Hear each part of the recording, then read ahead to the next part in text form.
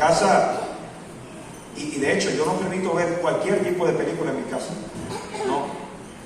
Toda película que se ve en mi casa yo estoy supervisando qué es lo que mis hijas ven, porque a mí me interesa que ellas conozcan al Señor, hermano. Y yo no puedo ver a un hombre que esté maldiciendo allá, o a una mujer que se esté desnudando allá, ¿no? Y estar como si nada en mi casa. En mi casa. Y yo tengo que tener ese cuidado de que hay gente que incluso en las películas maldicen al Señor, y entonces yo me voy a estar riendo, ¿no? Nosotros hemos tenido en mi casa hemos tenido que cancelar películas. Hemos tenido que parar esta película no sirve. La paramos, buscamos otro, porque no sirve, porque no edifica. Perseverar. Ahora, hermanos, la palabra perseverar, ¿qué significa?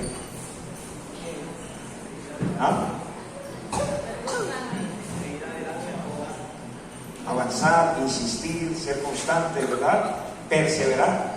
¿En qué contexto se da esa palabra? ¿En qué contexto? Es decir, ¿cuándo utilizamos nosotros la palabra perseverar? Exactamente, hay una meta y digamos las condiciones se tornan adversas a veces, ¿no? Entonces nosotros le decimos a la gente, no, pero no eche todo a la borda, persevere, ¿no? Persevere. Y entonces tiene problemas con la pareja, con el esposo, con la esposa, ¿y qué le decimos? No, persevere, persevere. O sea que la perseverancia, uno no persevera en aquello que es fácil, ¿no? No, la palabra perseverancia nos da la idea de que hay circunstancias complejas, difíciles, y entonces yo persisto, yo persevero, eso es. Bueno, la Biblia dice que ellos perseveraban en la doctrina de apóstoles. Perseverar significa que habrá momentos en los que nosotros querramos desistir por múltiples cosas. Estoy cansado, qué sé yo, ¿verdad? Y ahí es importante perseverar, hermano. Persevera. Yo me encontré en algún momento a un hermano, ¿no? En otra congregación donde fui pastor, y el hermano me decía, porque él pues no tuvo sus estudios académicos ni nada de ello, a duras penas pues sabía leer, y él me decía, hermano, lo que pasa es que yo no retengo nada, yo leo la Biblia y no se me queda nada y no entiendo, ¿no? ¿Y cuáles fueron mis palabras? Yo le dije, bueno, hermano, persevere, es que nadie nació aprendido, no, nadie nació aprendido, no, es que nosotros mismos lo hacemos con estos niños, ¿no? Ellos están aprendiendo las tablas de multiplicar a los 7 años por ahí, ¿no? En segundo primario. Entonces, imagínense que ellos no se aprenden la tabla del 8, ¿no? Y no se la graban. Tranquilo que ni siquiera los que son bachilleres se la saben. Pero imagínense que él me diga, es que no me aprendo la tabla. Entonces cierro el libro y nunca más miro las tablas. ¿Usted le permite hacer eso? No. Es que va cerrando el libro y yo se lo voy abriendo con la correa, ¿verdad? Porque usted, ¿qué le va a decir? No, es que nadie nació aprendido. Pero hay que perseverar. Hay que perseverar. Y después de aprenderse las tablas, entonces ya sabe multiplicar. Ahora que hay que aprender a dividir, ¿verdad? Más difícil. Y después, y esa es la vida. Y esa es la vida, ¿verdad? O sea que nosotros no dejamos que no, porque no sé sumar, entonces, es que no sabe sumar y nos quedamos allí. Pero eso sí lo hacemos con la Biblia, ¿verdad? Es que no entiendo, ¿y qué hacemos? Cerramos la Biblia y nos ponemos a ver una película, ¿no? O nos vamos a cualquier otro lado. Porque es que no entiendo, hermano, no entiendo. Sí, pero haciendo la analogía con la tabla de multiplicar, si su hijo le dice, es que no entiendo la tabla de multiplicar, usted no lo deja allí, sino que usted va a estar todos los días repitiéndole hasta que le quede una costra en la cabeza, ¿no? Y se la aprendió. De la misma manera es con la palabra del Señor. Y este hermano empezó a leer así la Biblia todos los días, todos los días, todos los días. Bueno, para resumirle, llegó un momento en el que el hermano empezó a aprender palabra, y a aprender bastante palabra. Y llegó el momento en el que yo platico con él, porque todavía tengo muy buena relación con él, y yo voy platicando con él, hablando con él, y mientras yo voy hablando, digamos, se me sale algún versículo, y entonces él me dice, hermano, ese está en tal lado. Y de pronto yo ni me acuerdo que está en tal lado, pero él es el que me dice la cita bíblica donde se encuentra. Amén. ¿Qué pasó? Aprendió. Amén. Aprendió. Amén. Aprendió. Amén. Entonces, nosotros muchas veces, ¿no? Hermanos, si queremos tener una vida exitosa cristiana, no podemos vivir de anhelos, de deseos, ¿no? Yo quisiera, ¿no? Ahorita está terminando un año. Y quién sabe cuántos de los que dijeron al principio del año, yo quisiera leer la Biblia, la leyeron. Porque es que de emociones nadie vive, ¿no? De emociones nadie vive, ¿no? O sea, las emociones pasan. De deseos nadie vive. ¿Qué dice la Biblia del perezoso? El perezoso desea y nada alcanza. ¿No? Dice, yo quisiera ser rico. Ay, ¿qué está haciendo? No está haciendo nada para ser rico. Yo quisiera tener 500 en el ICFES. Bueno, ¿qué está haciendo? ¿No? Y se la pasa por ahí en la calle. ¿En qué momento? ¿Verdad? ¿En qué momento? No hay sacrificio, no hay entrega, no hay pasión, no hay perseverancia en nada. Entonces lo mismo, yo quisiera saber de la palabra, hermano, y que cuando me pare no tenga que estar llamando al pastor o al hermano fulanito de tal, sino que yo mismo pueda en mi casa llevar un estudio bíblico a mis hijos y enseñarles, y no solamente para otros, sino para mí mismo crecer, porque quiero conocer a Dios. Entonces, ¿qué hacía la iglesia primitiva? Y perseveraban. Perseveraban, ¿verdad? Perseveraban en la doctrina de los apóstoles. Gloria a Dios. Gloria a Dios. Que el Señor nos ayude, hermanos, para que atendamos a la palabra del Señor. Escudriñad las Escrituras, dijo el Señor, porque a vosotros os parece que en ellas tenéis la vida eterna, y ellas dan testimonio de mí. Ojalá que usted salga de esta escuela dominical con el deseo, ¿no? Ese vivo deseo de leer la palabra del Señor, de leerla. Y se encontrará cosas, hermano. Cuando uno lee la Biblia, es como quitarse una venda, realmente. Mire, alguien dijo, yo ahora que leo la Biblia creo menos cosas que antes. Porque el que no lee la Biblia cree, hermano, hasta en extraterrestres y todo ello. El que no lee la Biblia, ¿no? El que no lee la Biblia cree en muchas cosas, pero no cree en lo que la Biblia dice. No es necesario leer la palabra del Señor. Cuando uno lee, ¿no? El que no lee la Biblia cree en el purgatorio. El que no lee la Biblia cree que María es la que salva. El que no lee la Biblia es porque no lee la Biblia. Pero cuando lea la Biblia se encuentra. El que no lee la Biblia cree que María fue virgen, siempre. ¿No? Siempre virgen. Es un dogma católico. Pero hermanos, si uno lee la Biblia se encontrará con que María tuvo más hijos, ¿verdad?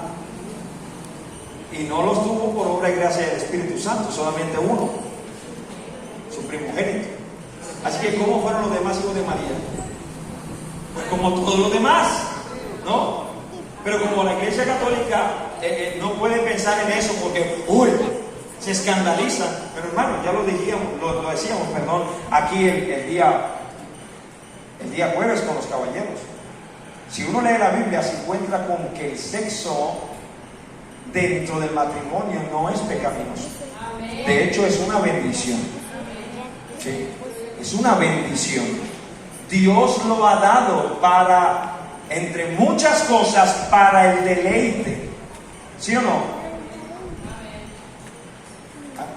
Es que lo dice la Biblia, ¿no? ¿Cómo dice la Biblia? Deleítate con la mujer de tu juventud. ¿No? Lo dice la palabra del Señor. Entonces es necesario que nos expongamos a la palabra del Señor. Definitivamente no voy a alcanzar a terminar de predicar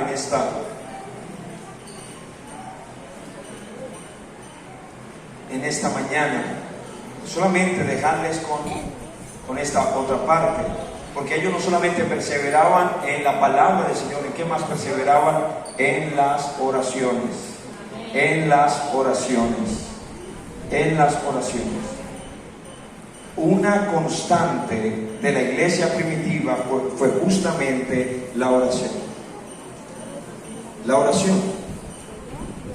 Ellos, si usted lee la Biblia, particularmente en el libro de Hechos, usted se va a encontrar que ellos oraron por el sucesor de Judas. Ellos oraron esperando la promesa del Espíritu Santo. Ellos oraron ante las amenazas de los líderes judíos. Ellos oraron por los diáconos. Ellos oraron para enviar a Saulo y a Bernabé a la obra misionera. Ellos oraron por enfermos que se sanaron. Ellos oraron por muertos que resucitaron. Ahí está Pedro ¿con quién? Con Dorcas, exactamente, ¿no? Dorcas, una hermana que murió. Y allá fue Pedro y oró y resucitó. Ellos oraron en cárceles frías. Ellos oraron en el templo. Ellos oraron en las casas. Ellos oraron y oraron y oraron. Oraron. Y me pregunto yo, si nuestras flaquezas como iglesia vienen justamente de hacer lo contrario a lo que la iglesia primitiva hacía. No, son solamente dos cosas que debemos hacer: palabra y oración. Palabra y oración. ¿Qué debemos? Dos cosas no más: palabra y oración. Y a veces nosotros decimos, no, hermano, los tiempos han cambiado. Hoy necesitamos nuevas estrategias para hacer iglesia, nuevas estrategias para crecer, nuevos métodos que sean más eficaces, más efectivos. Y por esa razón, en la medida en la que la iglesia se ha alejado de la Biblia, en esa medida se ha ido mundanalizando. Y ahora ya no hay distinción entre el mundo y la iglesia, hermano, y no es siendo como el mundo que vamos a ganar el mundo para Cristo. No, es siendo diferentes a ellos. ¿Sí? Siendo diferentes a ellos. Y la iglesia primitiva hacía justamente esto. Yo estaba en una, ¿verdad? Y esto es muy sutil, hermano. Yo estaba en una conferencia que nos estaba brindando un psicólogo, ¿no? Un renombrado psicólogo, hablando a los pastores. Y yo realmente estaba bastante molesto mientras lo escuchaba, porque este hombre hacía mucha apología, es decir, defensa de la psicología, en detrimento de la palabra del Señor y del oficio pastoral. Entonces constantemente nos estaba diciendo, cuando usted tenga un caso así, una pareja así, no los atienda, mándelo al psicólogo, mándelo al psicólogo, mándelo al psicólogo, mándelo al psicólogo.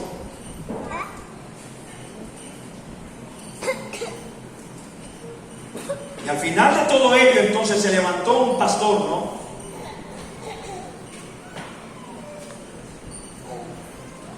Tan contento con lo que había escuchado, que realmente lo que dijo me revolvió el hígado. Él dijo, esto era lo que necesitábamos. Porque anteriormente, cuando la gente venía a uno, ¿qué hacía uno? No, los mandaba a orar. Los mandaba a orar, pero esto era lo que necesitaba. Hermano, créame que eso me revolvió por dentro. Porque hoy en día, a pesar de que tenemos tantos psicólogos, lo que está sucediendo es lo contrario de lo que supuestamente debería suceder. Con tantos psicólogos tenemos una creciente tasa de divorcios en la iglesia. ¿Por qué? Y no se supone que entre más psicólogos haya, menos problemas debe haber. No se supone. Pero hoy en día, entre más psicólogos hay, parece que más problemas. Más problemas. Y usted va a hablar con un psicólogo para que le rescate el hogar cuando él mismo se divorció hace rato. Su niño tiene un problema de identidad, o su niña tiene un problema de identidad, y usted va donde el psicólogo, ¿y qué le dice el psicólogo? No, eso es normal. Déjalo, eso es normal. Y allá donde usted va a ir, no, yo me rehúso, hermano, profundamente, me rehúso. La palabra del Señor hoy en día tristemente ha sido relegada a un segundo lugar, y estos señores que fueron a un aula académica reclaman el lugar de la palabra del Señor. Pero hermanos, Cristo merece tener el primer lugar. El primer lugar.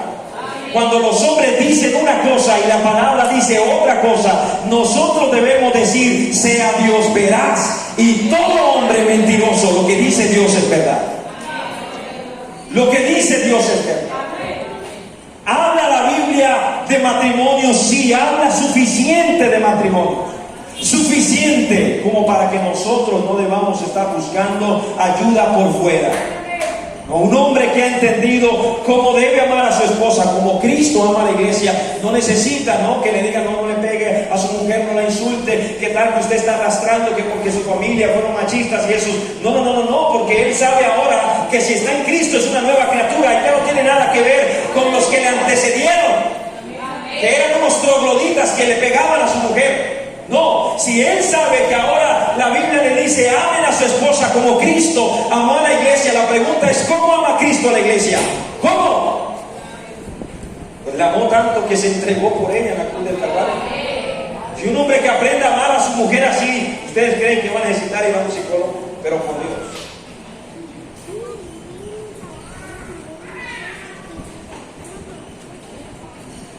Pero la oración se ha descuidado. Hoy es más fácil hacer conciertos, hoy es más fácil hacer, ¿verdad?, muchas actividades para entretener a la gente, y esto ha dejado de ser una perseverancia. La Biblia dice que ellos perseveraban en nosotros. Otra vez utilizo, ¿no?, la palabra perseverar, porque perseverar no es fácil, perseverar es complicado, requiere esfuerzo. Cuando hablamos de perseverar requiere esfuerzo, pero hermanos, es necesario, si queremos llegar, y termino con esto.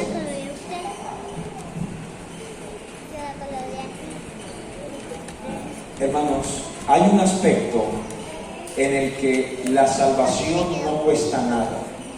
Hay un aspecto. ¿En qué aspecto? Pues la salvación no cuesta nada porque no es por obras, ¿verdad? No es por obras. Alguien ya lo hizo por mí, alguien ya la ganó por mí. En ese aspecto la salvación dice que es por gracia. ¿Qué es gracia? Es un regalo, ¿verdad? Regalo, o sea, no me costó nada, alguien más lo hizo. Entonces hay un aspecto de la salvación en la que no cuesta nada, pero hay otro aspecto de la salvación en la que cuesta todo. Todo. El Señor Jesucristo dijo: si alguno quiere venir en pos de mí,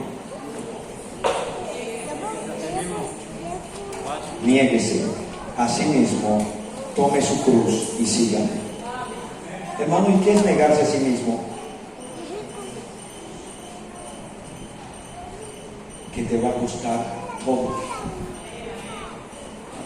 El Señor dijo: si alguno ama a mujer, hijos, madre, padre, hermanos, e incluso su propia vida más que a mí, dijo el Señor, no es digno de mí. O sea que cuesta. Y como dice por allá: y el que perseverare hasta el fin, ¿cómo dice? O sea que sí cuesta, ¿no? Entonces hay un aspecto donde no nos cuesta nada porque Él la logró para nosotros y nos la dio por gracia, pero hay otro aspecto en el que nos cuesta todo. Todo. Así que hermanos, que no tengamos una vida espiritual barata, ¿no? Gracias a Dios por las oraciones de los demás en nuestro favor. Pero hermano, hay un momento en el que debemos que sigan orando, pero tú también, ¿no? Debes orar. Es que tú no puedes, hay gente que es así, no especialista en pedir oración. Hermano, que tengo problemas con mi esposo, ¿no? Entonces ahí le dejo la carga y se va. No, ya va. Sí se le va a ayudar a orar, pero ¿dónde está usted? Orando. ¿Sí? ¿Dónde está usted? O sea, tiene que costarle, ¿no? Costarle. Lo mismo, entonces perseveraban en la doctrina, perseveraban en las oraciones. Que el Señor nos ayude, hermanos. Que el Señor nos ayude. Estén sobre sus pies, tengan la amabilidad.